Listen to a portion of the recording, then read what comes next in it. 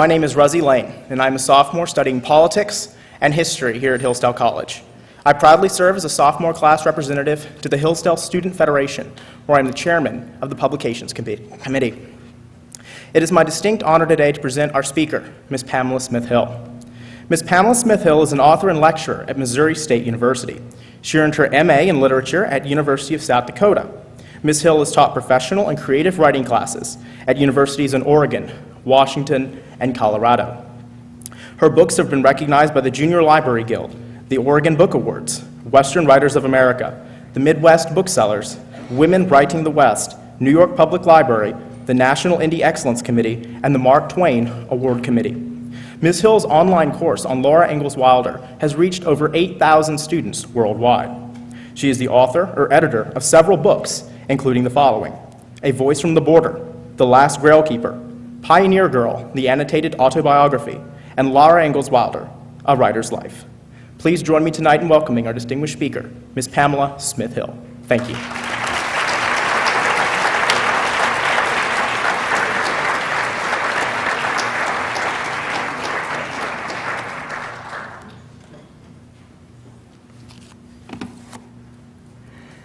Thank you very much for the wonderful introduction. Thank you all for being here. Now, if I can make the technology work.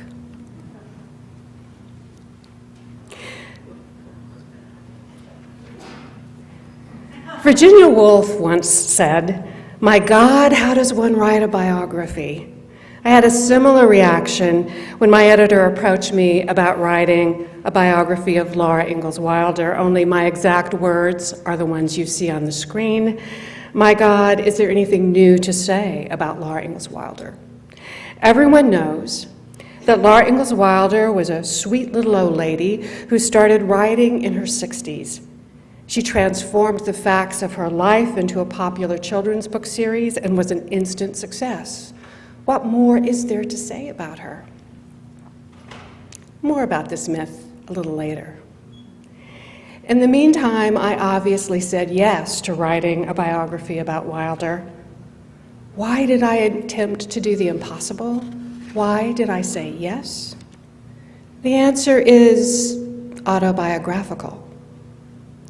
I first fell under the spell of biography as a third grader when I began reading the Childhood of Famous American series, a fictionalized series of biographies about mainstream American heroes and heroines for young readers. These books usually ended when the title characters were poised on the threshold of greatness. My personal favorites always focused on girls: Martha Washington, Louisa May Alcott, Harriet Beecher Stowe, and Sacagawea. That's how we pronounced her name in those days. I was looking for a role model as an 8-year-old, and the idea that these important and famous girls didn't know that they were going to do important things and become famous women intrigued me. The future, perhaps even my future, was suddenly full of possibilities. I eventually graduated from the Famous American series to more literary biographies for young readers. This book, Narcissa Whitman, Pioneer of Oregon, by Jeanette Eaton, created a kind of literary epiphany for me. I clearly remember the moment when I read this passage as a 5th grader during free reading time after lunch at Hickory Hill School in Springfield, Missouri. At the bottom of the stairs, Joe Louis was squinting up at her, and several Indians stood near. She paused. Somehow she believed the children would be saved, but for her, hate waited below. She shrank from the vision of violent death. Beside the form of Marcus, her feet stood still. Was he breathing? Before her, the face of Joe Louis thrust itself, and faintness seized her. She felt herself sink forward with her head on her husband's breast. Now, granted, this is pretty subtle, but for the period in which it was written, the book was published in 1941, and I found it in my library in 1965. It was an edgy scene in biography for young readers, the death of the title character. and not merely a quiet death in old age, but a violent one, a life cut short too soon. I read and reread the ending to this chapter during that silent reading period during 5th grade. Surely Narcissa Whitman hadn't died here. Surely she lived on with her husband Marcus and her children. But the meaning was inescapable. For the first time, I came away from a book, a biography, with a sense of mortality, an awareness that the future was finite, even for famous and important people. But getting back to Laura Ingalls Wilder, how did these books influence my decision to write a biography about her? They provided me with an introduction to a literary genre that intrigued and challenged me. Writers often write in genres they love to read. Poets usually like to read poetry. Romance writers usually like to read romances. Biographers usually like to read biographies. Not exclusive of everything else, of course, but in general, we're drawn as readers to the genres in which we write. And from my earliest reading experiences, I loved biographies. I believe that childhood reading experiences can shape our literary future. Nancy McCabe has recently published a literary memoir based on this idea, that the books we read as children and young adults continue to influence us decades later. She writes, "These books and characters had shaped me in 1,000 surprising small ways, but in larger ones too. In them, I'd figured out who I wanted to be, found sources of creativity, templates for transcending limitations, and models for leading a creative life." Note the line, models for leading a creative life. It wasn't just my love for childhood biographies that led me to say yes to writing a biography as an adult about Laura Ingalls Wilder. It was Laura Ingalls Wilder herself who became my role model for leading a creative life. Which brings me to a second important point about writing biography. Biographers should feel some emotional interest or curiosity that motivates them to delve into someone else's life and to become intimately acquainted with the intimate details of that person's life. That's not to say that a biographer has to like her subject, although I do think it helps. But a biographer has to have some common interest, some personal stake, other than purely financial or professional one, in exploring someone else's life. My connection to Laura Ingalls Wilder, like so many other Wilder fans, and like so many of the students I met today when I talked briefly to a group who was studying Laura Ingalls Wilder, my connection with her began very early. At about the same time I read Narcissa Whitman's biography, I read my first Little House novel. In addition to reading biographies and catching perch with my grandfather, that's me in the middle, I like to read historical fiction, another literary staple for young readers growing up in the 1940s, 50s, and 60s. I was 10 years old when I read my first Little House book. And the following spring, on May 29th, 1965, I visited Laura Ingalls Wilder's home at Rocky Ridge Farm in the Missouri Ozarks for the first time. I had just recently turned 11 years old. How can I be so sure of that date, May 29th, 1965? Because I wrote about it in this very diary, the first one I ever kept. And for that day, I wrote, "Went to Wilder home." I kept the entry short because I was writing in a 5-year diary, and I had only 4 lines to describe the entire day. But don't let the brevity of an 11-year-old fool you. I was completely inspired on that May Day back in 1965. I'd learned something that would stay with me throughout my childhood and adolescence. I learned that someone from the Missouri Ozarks could publish a book, Or as my father might say, even a hillbilly can write. After all, Wilder's farm was just 40 miles from where I grew up in Springfield, Missouri. And Wilder had been a farmer's wife before she published her first book. I mean, look at her in this picture. She's sitting at her dining room table, surrounded by her books, wearing an ordinary house dress, just like the ones my fourth grade teacher, Mrs. Mongar, liked to wear. Now, up until this moment, when I stood in Laura Ingalls Wilder's kitchen, I always assumed that all real writers came from New York City. And they looked like this. They wore fashionable suits and had cigarettes in long cigarette holders. They sipped mysterious alcoholic beverages from long-stemmed glasses, and they led a generally dissipated big city life. As a preacher's kid in the Bible Belt, such a life seemed infinitely intriguing, but infinitely unattainable for someone like me. And yet I wanted with all my heart, even at 11, to become a writer. So standing in Wilder's kitchen at Rocky Ridge Farm in 1965, looking at her handwritten manuscripts on tablets just like the ones I used at school, this gave me great hope. Maybe you didn't have to become a New Yorker to write and publish books. And then, of course, there were Wilder's books themselves. This is the first one I read. I admired the books greatly, but in those days, what interested me most wasn't the story of Pa, Ma, Mary, Laura, Grace, and baby Carrie. It was the fact that the main character in these books went on to become a writer, a future that seemed impossible for her when she was just about my own age.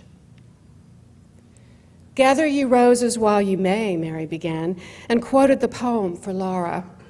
Then as they walked on together in the rose-scented warm wind, she talked of her studies in literature. "I'm planning to write a book someday," she confided. Then she laughed. "But I plan to teach school, and you are doing that for me, so maybe you will write the book." "I write a book?" Laura hooted. She said blithely, "I'm going to be an old-maid schoolteacher like Miss Wilder. Write your own book." Knowing that Laura went on to write book after book after book, even though she grew up to be a farmer's wife and lived in the Ozarks, this armed me with possibilities for a creative life of my own, a future that had once seemed unattainable. I left the Missouri Ozarks when I was in my 20s, and I moved to South Dakota, the setting of 5 of Wilder's 9 books. I was well on my way toward a writing career. I'd already been a staff writer at my hometown newspaper, where I'd worked with a photographer who had taken many years before that picture of Laura Ingalls Wilder in the house dress at her dining room table. I was soon to freelance for the Sioux City Journal and to write for state agencies in South Dakota. What I hadn't bargained for, however, when I moved to South Dakota was all that big, empty sky.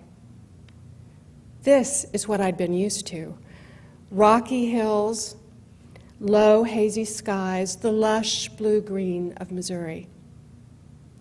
When Laura Ingalls Wilder first saw the Missouri Ozarks in 1894, when she, Almanzo, and their daughter Rose first moved to Missouri from South Dakota, it was the contrast in sky that caught her eye. The sky seems lower here, and it is the softest blue. The distances and the valleys are blue wherever you can see them. It is a drowsy country that makes you feel wide awake and alive, but somehow contented. In 1974, when I moved from Missouri to South Dakota, I exchanged that soft, blue, drowsy sky for this. The land stretching flat and almost treeless in every direction, it made me feel small, vulnerable, and exposed. On my first day in South Dakota, I sat on the curb in front of a big, dilapidated, old Victorian house, butchered into apartments for impoverished college students, and wept. Whatever had possessed me to move west. Over the next few months, I reread Wilder's South Dakota novels. Her books worked their magic. I embraced the big prairie sky, the alien landscape, and discovered its subtle but somehow dramatic beauty. Yet Wilder's books did more than heal the wounds of moving west. They began to teach me about the writing craft, and I came away with a new respect for Wilder, not just as a writer of children's books, but as a writer with a capital W. I began to write professionally about Laura Ingalls Wilder in the 1970s when I worked for the South Dakota Division of Tourism. And I met old-timers in DeSmet, South Dakota, who had known the Ingalls family and even Laura herself. Here I am at my tourism desk, where I wrote many of these stories, and if you look closely, very closely, you'll see a photograph of the Ingalls girls just below the bulletin board on the right side of the photograph. I kept all of those interview notes and materials from these stories as I moved west across the country, from South Dakota to Kansas to Colorado and finally to Oregon, where Charles Ingalls himself had always hoped to settle. I also began to write fiction for young adults. My fiction is very different than Wilder's Little House books, but like her, I was first a journalist, more about this in a minute, and eventually a novelist. So because of my personal connection I felt with Wilder and her work, I was immediately attracted to the idea of writing a biography when the South Dakota State Historical Society Press first contacted me about it. But I knew the Wilder myth and had read the previous biographies about her, and so I hesitated. Would I have anything new to say about her? Hadn't everything already been said? One more autobiographical note. My late husband, who understood Wilder's influence on my childhood and my professional life, encouraged me to take on the project. When the offer to write the book came, he was battling stage 4 cancer. And while I was grappling with whether to say yes to the project, we learned his cancer was unstoppable. "You'll need this book when I'm gone," he told me during the last weeks of his life. Which brings me back to this idea. Biographers should feel a personal connection to their subjects. I said yes to writing a biography of Laura Ingalls Wilder for myself, for my husband, and for all that Laura Ingalls Wilder had meant to me over my lifetime. Little did I know, however, when I said yes, just how important it would be to have a personal connection with my subject. What I didn't know then, but I do know now, is that a biographer's subjects become part of her own life. The life of a biographer and the life of her subject become intimately intertwined during the process of researching and writing a biography. If you don't have some kind of connection with your subject, if you don't feel a bond with her, writing a biography would be unimaginably tedious and perhaps unimaginably miserable. In a way, biographers lead dual lives, simultaneously living their own lives as they relive the lives of their subjects. When I had knee surgery, as I was working on Pioneer Girl, I realized I was talking to Laura Ingalls Wilder as I woke up in the recovery room. I'm sure the nurses there thought I was either absolutely crazy or absolutely pathetic. But back to biography. Once I said yes to writing it, I still had to deal with that bigger question. What was I going to say about Laura Ingalls Wilder that hadn't been said before? This brings me to another observation about writing biography. Biographers must find a unique and compelling story to tell. A good biography is not simply a recitation of facts. It presents a compelling and sometimes new interpretation of a life. Biographers sort through facts and attempt to find meaning in them. And from that meaning, we present a slice of meaning about our subjects' lives. Biographers can't possibly know everything about the people we attempt to bring to life. To return to Virginia Woolf, she wrote a fictional biography entitled Orlando, inspired by Vita Sackville West. If you haven't read it, I totally recommend it. Woolf often summons up the voice of a biographer and what his responsibilities are in this book. And in one of my favorite passages, she writes, "For Orlando had a great variety of selves to call upon, far more than we have been able to find room for, since a biography is considered complete if it merely accounts for 6 or 7 selves, whereas a person may well have as many as 1,000.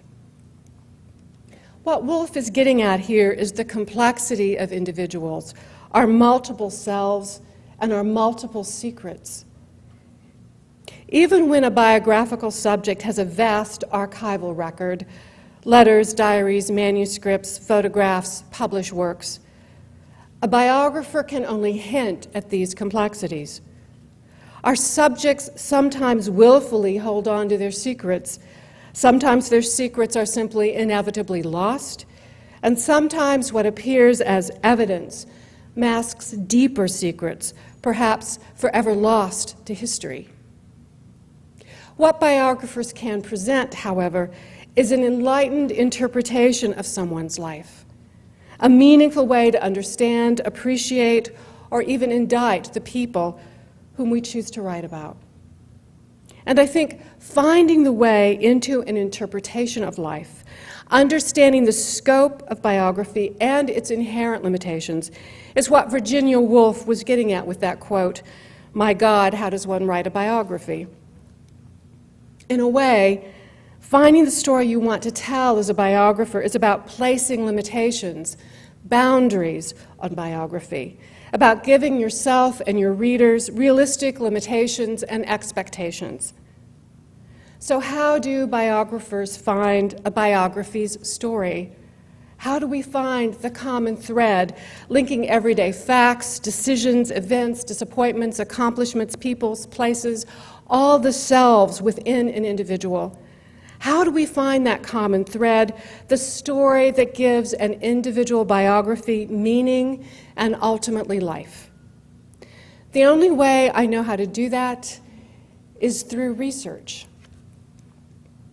And it was only through research that I found my own interpretation of Laura Ingalls Wilder's life and was finally able to answer the question that had haunted me even after I'd said yes to write the book. What did I have new to say about Laura Ingalls Wilder? Obviously, from the title, the emphasis here is on Wilder's writing life. Now, this sounds obvious, doesn't it? But previous biographers hadn't focused on this aspect of her life. Hold on to the thought.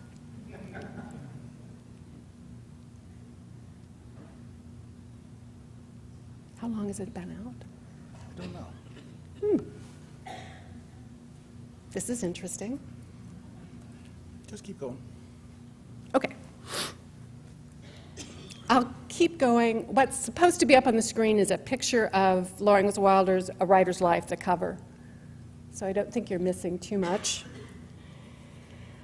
Anyway, it seems kind of obvious to write a biography about Laura Ingalls Wilder's writer's life. However, previous biographers hadn't focused on this aspect of Laura Ingalls Wilder. Instead, they had recounted the events of her life or examined the social, historical, or cultural developments that informed her life. They touched on her writing, but didn't explore it fully. And as a reader of those biographies, I'd come away with dozens of unanswered questions of my own. I assumed my questions simply couldn't be answered, that previous biographers hadn't explored this aspect of Wilder's life because she had left behind no paper trail, other than the rough manuscripts themselves, to illuminate it. What I came to realize, however, as I launched my own research, was that this absence had, yay, hooray, had less to do with Wilder's paper trail and more to do with the professional backgrounds and interests of Wilder's previous biographers. Such topics as the creative writing process, the conventions of children's literature, children's publishing, or, and for me this was my way into the biography, the editorial process, how writers and editors work together on a piece of fiction. These topics simply hadn't been on their biographical radar, but they were definitely on mine. Before I go any deeper on the subject, however, I want to be very clear about something. Finding the story in a biography should be based on research, not on previously held assumptions. In other words, I didn't accept the commission to write this biography to prove that Laura Ingalls Wilder was an important or significant writer, or to set the record straight about her. In fact, when I asked my editor, my God, is there anything new to say about Laura Ingalls Wilder, she suggested that I focus on the role South Dakota played in Laura Ingalls Wilder's life. At the time, my editor's suggestion reassured me. I wasn't convinced that the South Dakota theme was right. After all, Laura Ingalls Wilder had spent 63 of her 90 years in Missouri. But maybe there was something else to say about Laura Ingalls Wilder, something new and fresh. I knew my editor well enough to know that she wouldn't be eager to publish another biography on Laura Ingalls Wilder if she didn't think I had something to say. So that silenced the inner skeptic in me, and I launched preliminary research into the biography. Previous biographers had, for example, already taken steps to undercut the established Wilder myth. You know, the one about the white-haired little old lady who started writing in her 60s and was an instant success.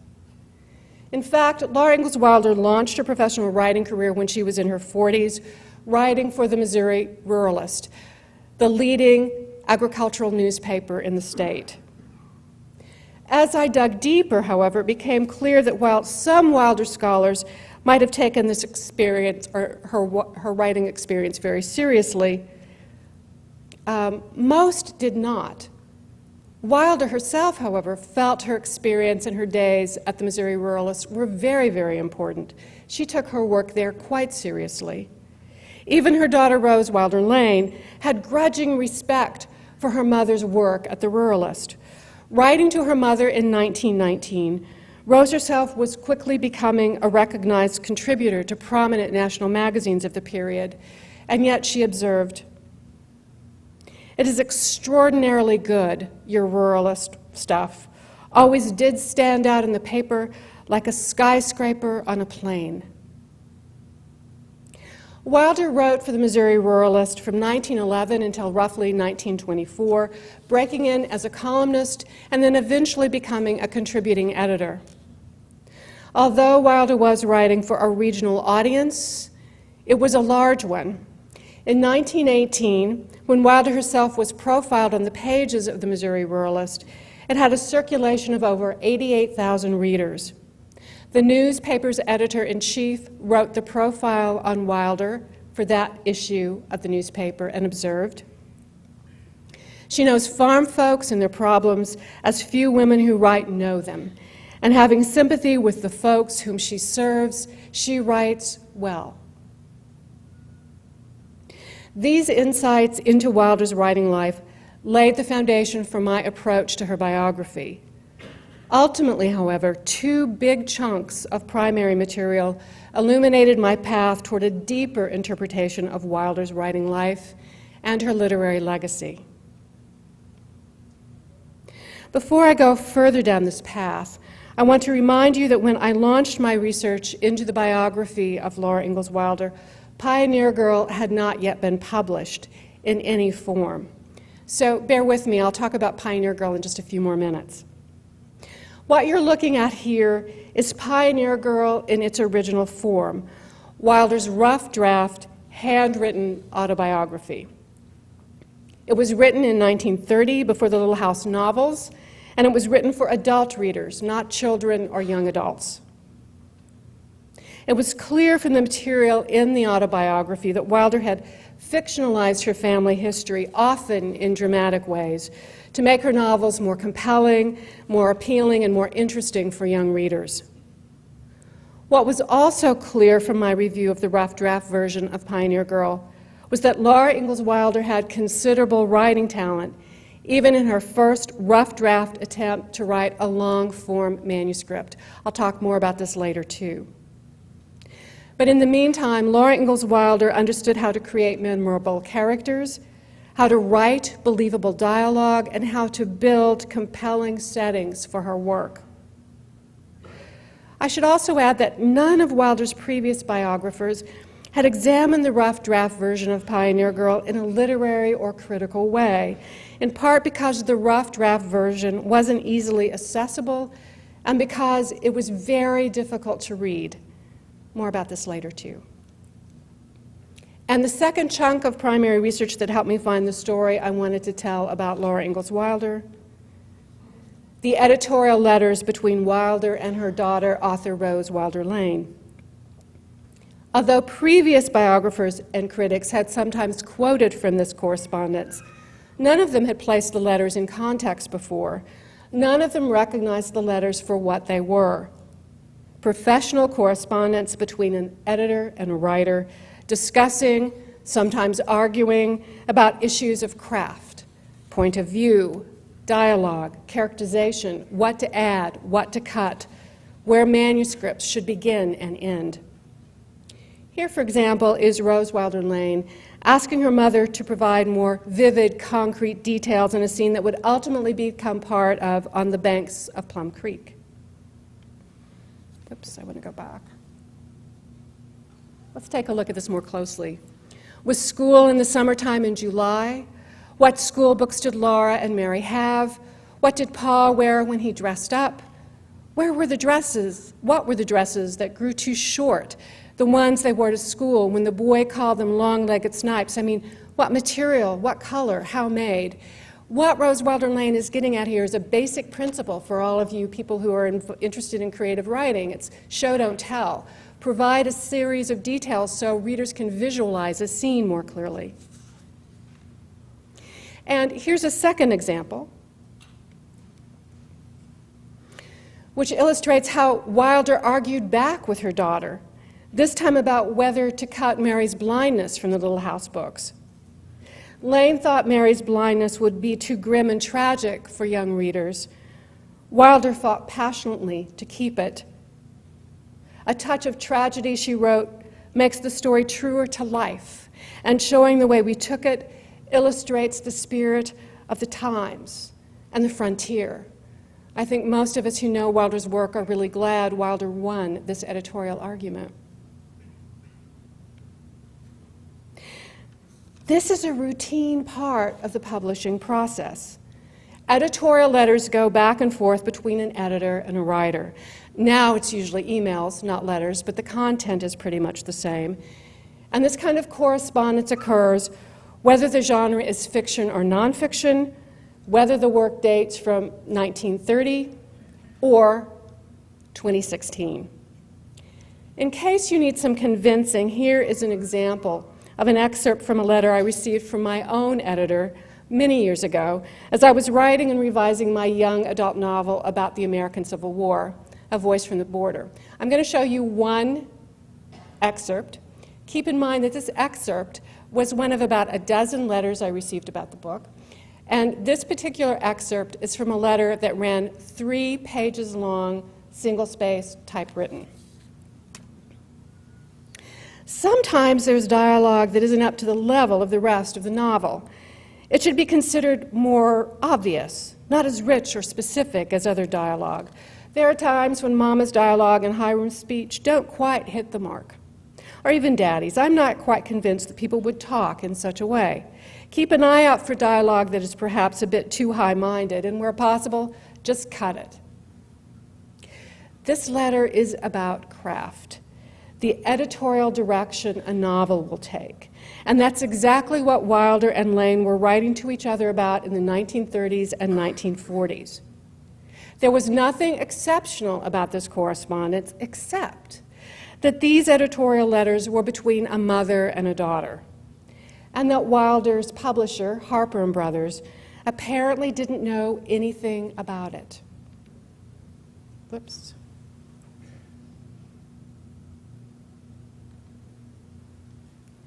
None of the manuscripts ever needed any editing, not any. This is a quotation from Ursula Nordstrom, Wilder's last editor at Harper & Brothers. Obviously, if you look at the correspondence and the manuscripts of the Little House books, it's clear that they were edited. It's just that Wilder's primary editor wasn't employed by her publisher. Wilder's editor was her daughter, working from home in secret, a secret Wilder and Lane didn't share with the editorial staff at Harper & Brothers. So there was my story, a new interpretation of Wilder's writing life that grew out of my research. One more point about this. I believe biographers should keep an open mind as we're conducting preliminary research and throughout the entire research process. If you have an agenda when you take on a biographical project, then you're less likely to interpret research findings fairly and honestly. And I firmly believe that we as biographers owe it to our subjects and to our readers to do just that. Now, obviously, I found the story I wanted to tell about Laura Ingalls Wilder, and the book was published in 2007. But I had unfinished business with Mrs. Wilder and Pioneer Girl, though I didn't know it at the time. When I'm researching a book, whether it's nonfiction or fiction, I use the same techniques. I survey secondary materials, I review primary sources, I conduct interviews, I go online to review a variety of source material, and I do location or archival research. These are arbitrary categories, and sometimes they overlap. Archival research, for example, is often done on location and is focused on primary materials. And this is exactly how Pioneer Girl began. While I was researching writer's life, viewing archival materials on location in the Herbert Hoover Presidential Library in West Branch, Iowa. The archive room there is very small, and only the archivist and I were at work in that room on an afternoon in 2006. The phone rang. I overheard the archivist explaining to the caller which versions of Pioneer Girl were housed at the museum and how the caller could get a Xerox copy of one of them. Was that another Wilder scholar, I asked, when the archivist hung up the phone? No, he said, another Wilder fan. We get dozens of these calls every year. Everybody wants a copy of Pioneer Girl. Writer's Life quoted extensively from the rough draft version of Pioneer Girl, and after the book was published, I began to hear from readers who wanted to know how they could get a copy of Pioneer Girl for themselves. Another Wilder scholar even asked me to make a Xerox copy of my Xerox copy and send it to him.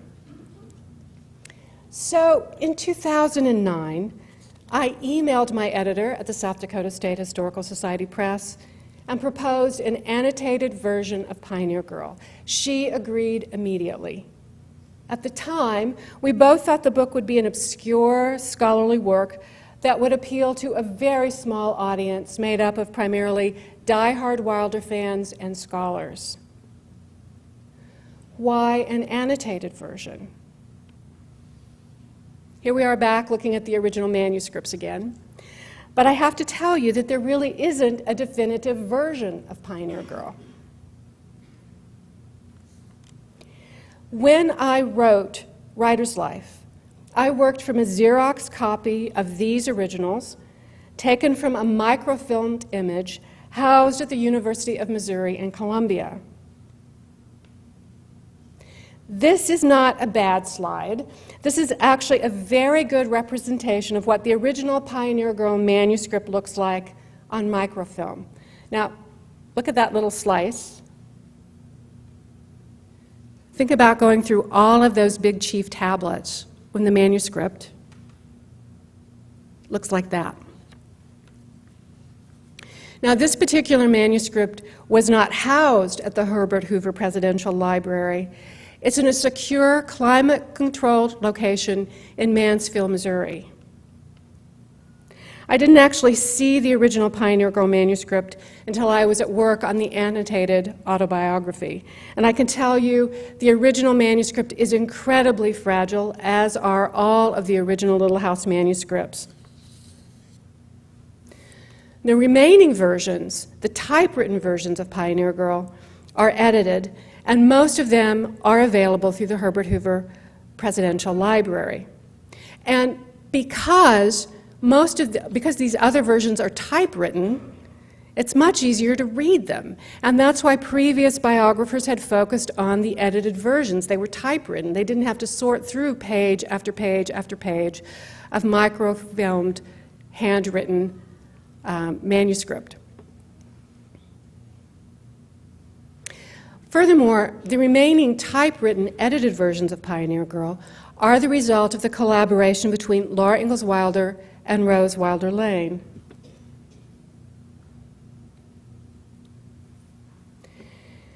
And there are significant differences between those various typewritten versions, a subject I address more directly in Pioneer Girl. I'll touch on a few of these differences in a moment. But because Pioneer Girl wasn't published during Wilder's lifetime, there really isn't a definitive version of her autobiography. She finished the rough draft in May 1930 and showed it to Lane, who recorded this incident in her diary. My mother came in the afternoon bringing her manuscript. She and Papa stayed to dinner. Later that week, Lane typed the manuscript, making minor punctuation and spelling changes, and sent it off to her literary agent in New York. The idea was to sell Pioneer Girl to a prominent magazine like the Saturday Evening Post or the Ladies' Home Journal. And if it succeeded as a serial in one of these popular magazines, perhaps Wilder would then land a separate book contract. She and Lane essentially hoped the manuscript would sell twice. Of course, it didn't sell at all. But during 1930, the women worked together to revise and rewrite Pioneer Girl several times, hoping a later, more polished version would appeal to a magazine editor. So, under the circumstances, an annotated 21st century version of Pioneer Girl, which would put all the versions in context and compare the various Pioneer Girl texts with Laura Ingalls Wilder's Little House books, seemed to me to be the best approach. And I chose to use Wilder's rough draft manuscript with its inevitable misspellings, false starts, and punctuation errors, the kinds of discrepancies you would find in any rough draft manuscript, because it gave Wilder readers a look at her unadulterated, unedited voice. Pioneer Girl gives us pure Laura Ingalls Wilder. This was important, I thought, because of the ongoing controversy about authorship of the Little House books and the contention that Rose Wilder Lane had actually written them. I mentioned earlier today that Pioneer Girl illustrates Wilder's raw writing talent. Let's look at one passage in particular. Here's that passage I just showed you a few moments ago. This is Laura Ingalls Wilder's handwriting, by the way. And here's what the passage says.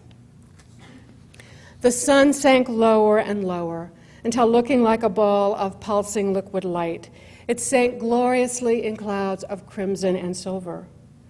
Gold-purple shadows rose in the east, crept slowly over the horizon, then gathered above in depth on depth of darkness from which the stars swung low and bright.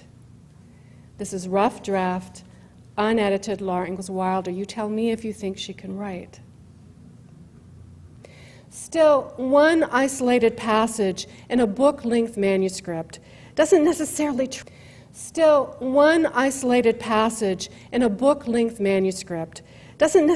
translate to sustained talent.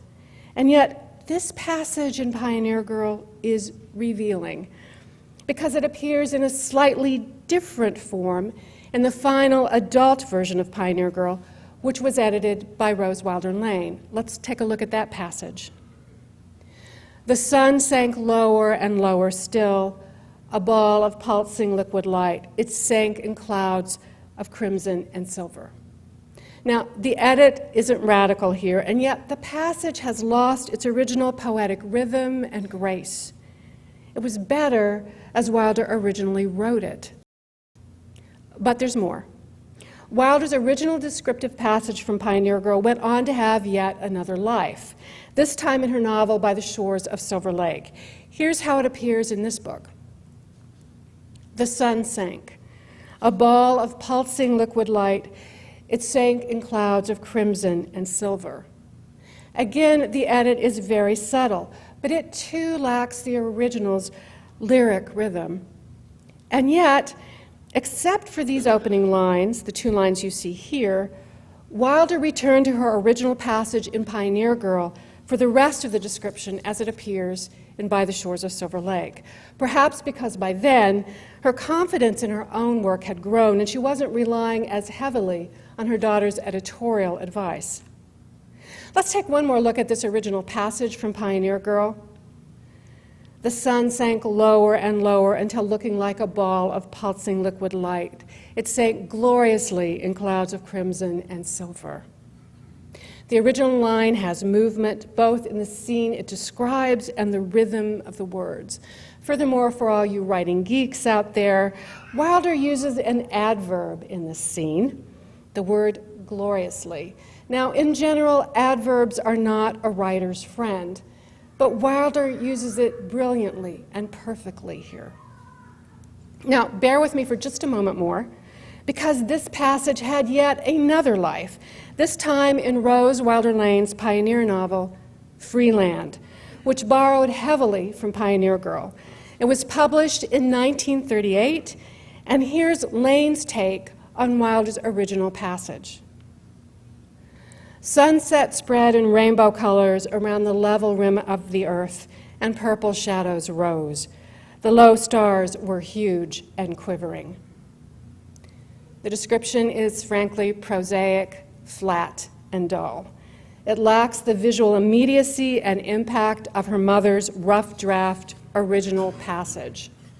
If Rose Wilder Lane was truly the ghostwriter of the Little House books, why did her pioneer novels lack the lyricism, beauty, and distinctive voice readers find in many original passages in Pioneer Girl, as well as throughout the Little House series? This is why I felt it was important to give readers a chance to make up their own mind about this issue by sharing the rough draft original version of Pioneer Girl. Still, I also believed in Pioneer Girl that it was important to showcase differences between Wilder's rough draft autobiography and the edited versions, especially when they revealed something about Wilder's literary instincts and/or her daughter's. I'll share just one with you today, but it's important because it strikes at the issue of authenticity in autobiographical writing. Let's start first with a brief definition, one that for the most part applies to Pioneer Girl. Autobiographical writing is really a kind of hybrid form, with elements of both fiction and essay in which the author's voice, musing conversationally on a true story, is all important. Or to paraphrase, autobiographical writing relates a true story drawn from the writer's life. In other words, while autobiographical writing may borrow elements from fiction by recreating believable dialogue, controlling the pace and tension between scenes, even moving forward and backward in time, an autobiography is true, drawn from a writer's real-life experiences.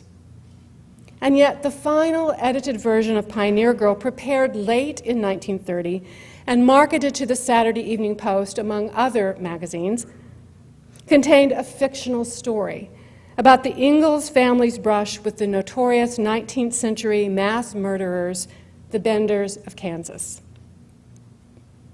The Benders were accused of mass murder on the Kansas frontier in the 1870s, and although their case was never resolved, newspapers ran grisly story after grisly story about these presumed criminals.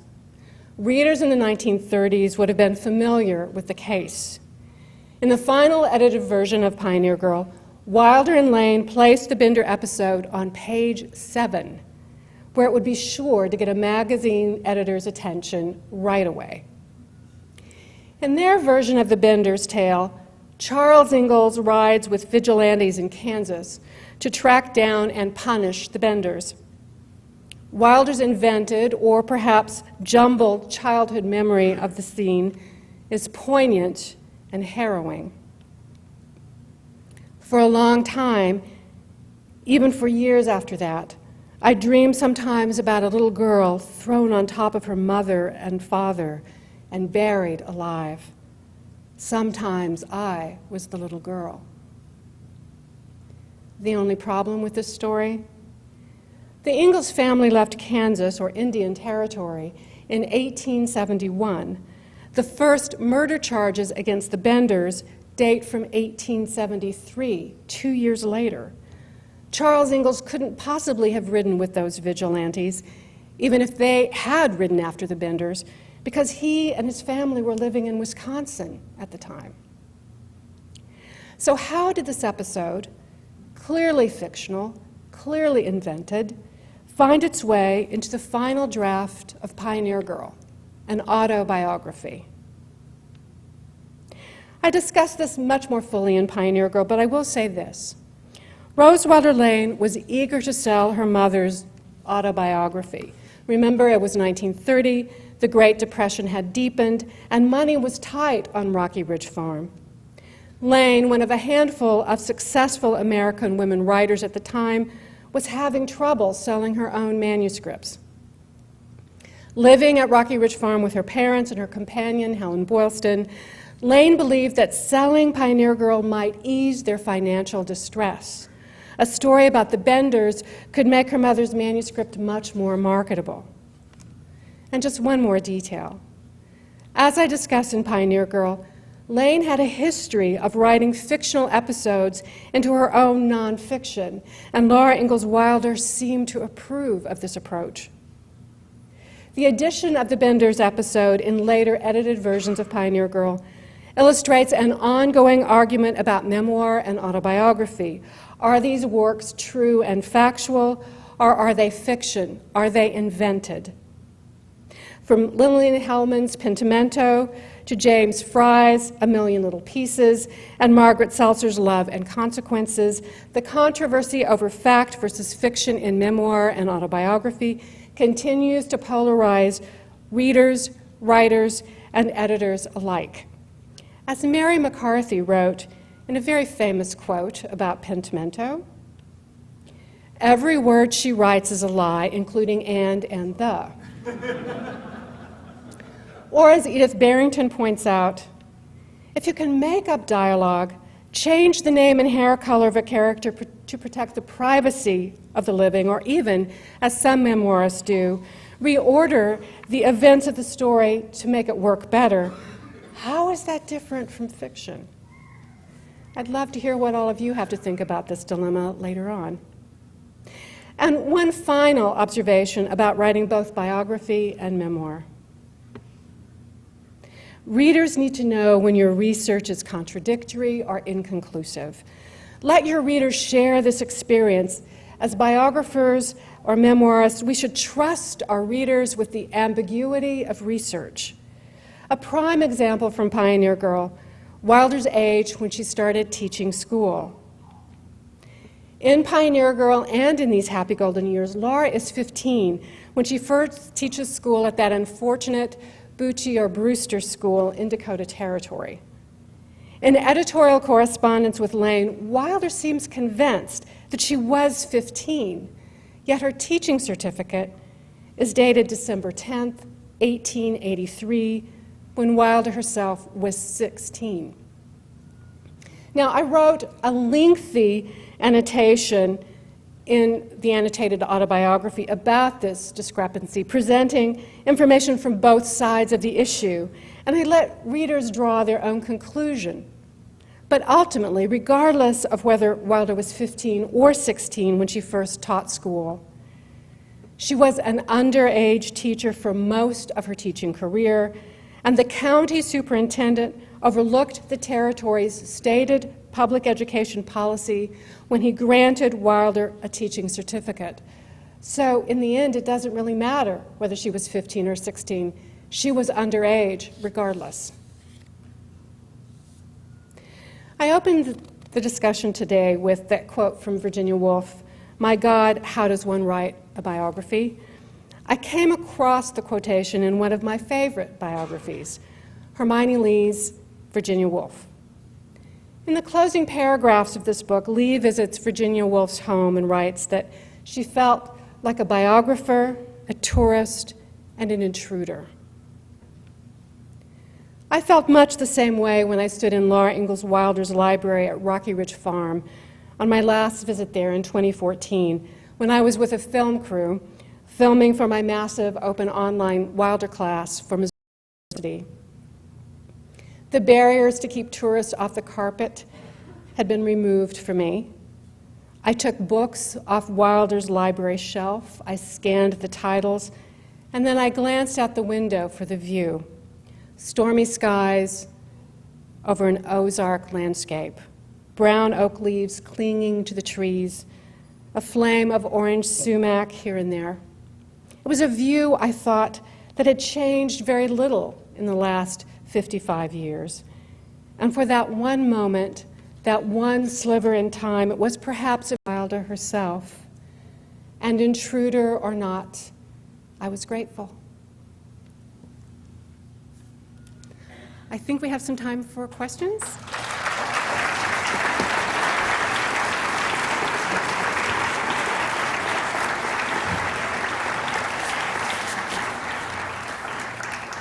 Ms. Hill has agreed to sign copies of her book, Laura Ingalls Wilder, A Writer's Life, immediately following this session in the Phillips lobby. We have time for a few questions. Please stand when the microphone gets to you.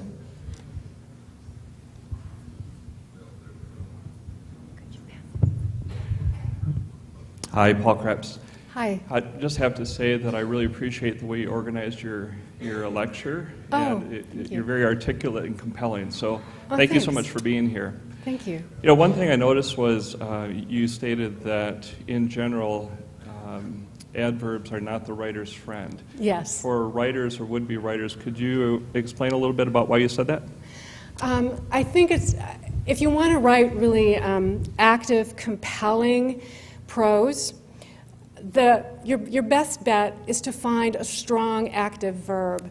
Adverbs are there to kind of help along a weaker verb. If you can choose a strong verb in the first place, you won't need the adverb. But in the case that I just showed you, Wilder does use an adverb beautifully. I think a lot of beginning writers focus on using adverbs and adjectives, particularly in description.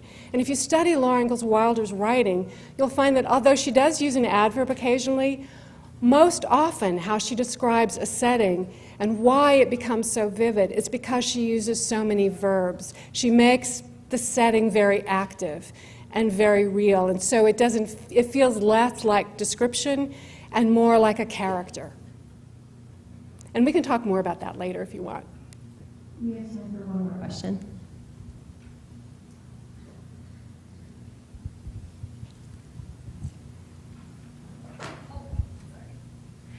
I was just sort of wondering, because you focused a lot on the relationship between Rose and her mother, and I haven't actually heard a lot about that, but I've read the books and grown up reading the books.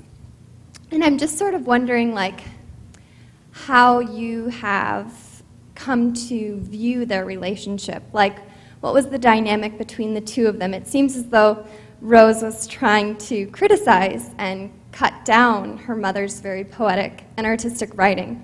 So I'm curious to hear the conclusion that you've come to about the relationship between the two of them. And also, too, I wanted to point out that the blind scene, when Laura Ingalls Wilder talks about how it affected her when she was growing up, was so touching. And I just remember my mom and all my sisters and I, we were sitting there reading it, and it actually brought tears to all of our eyes. So if that would have been taken out, you know, some of those beautiful memories that people have with the books wouldn't have even happened. So, and just thank you so much for being here. Thank you. Yeah. We have really two issues. So I'm going to talk just briefly about the blindness issue. When I met with the students today, we touched on it briefly. But what we tend to forget about Laura Ingalls Wilder, because she has become such an institution in children's literature, is that she broke all kinds of rules back in the 1930s and 1940s.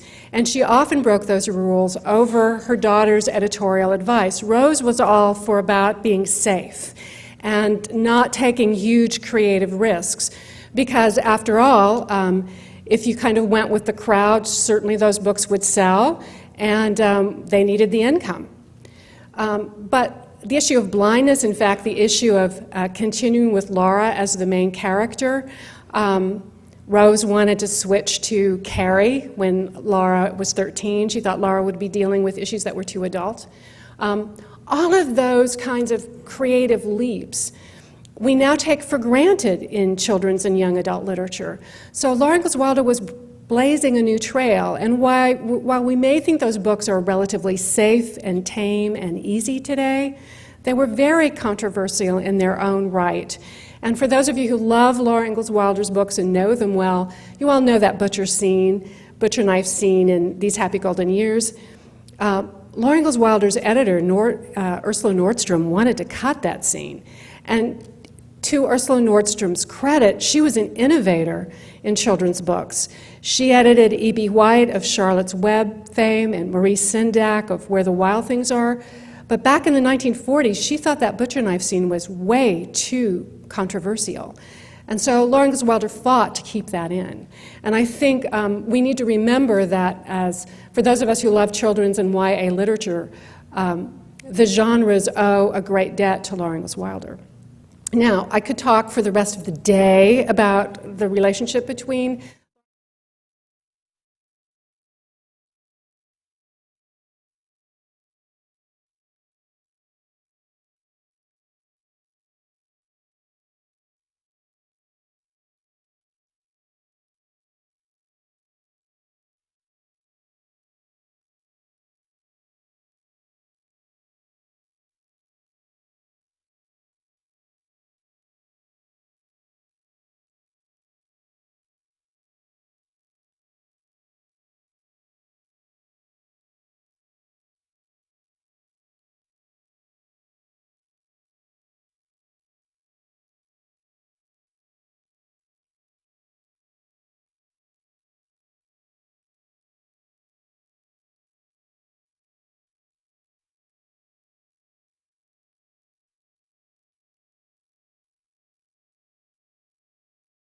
you all very much.